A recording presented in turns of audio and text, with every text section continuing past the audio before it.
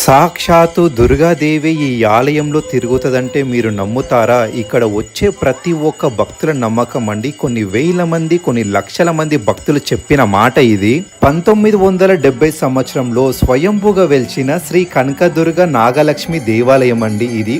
పసుపు, కుంకుమ మరియు పంచామృతులతోటి ఉదయం అభిషేకం చేస్తారండి. చూడడానికి 2 కళ్ళు సరిపోవు. దాదాపు కొన్ని వేల మంది అయితే విచ్చేస్తారు ఈ అభిషేకాన్ని మరియు అమ్మవారి అలంకరణ చూడడానికి. అమ్మవారి అలంకరణ అయిపోయిన తర్వాత హారతి ఇస్తారండి. ఈ ఆలయంలో హారతికి ఒక ప్రత్యేకత ఉంది అండి. ఎందుకంటే అమ్మవారు సాక్షాత్తు ఈ ఆలయం మొత్తం తిరుగుతుందని చెప్పేసి ఇక్కడ వచ్చే భక్తుల నమ్మకం అండి. ఈ ఆలయంలో మీరు ఎటు చూసినా వీళ్ళు చుట్టుముట్టు 360 డిగ్రీస్ అనేది హారతి ఇస్తారు. ఇక్కడ ధ్వజ స్తంభాన్ని చూసుకున్న ఆలయానికి ఉన్న 2 ఎంట్రన్స్ లో కూడా హారతి ఇవ్వడం జరుగుతుంది. అలాగనే ఇక్కడ మహాదేవుడికి గాని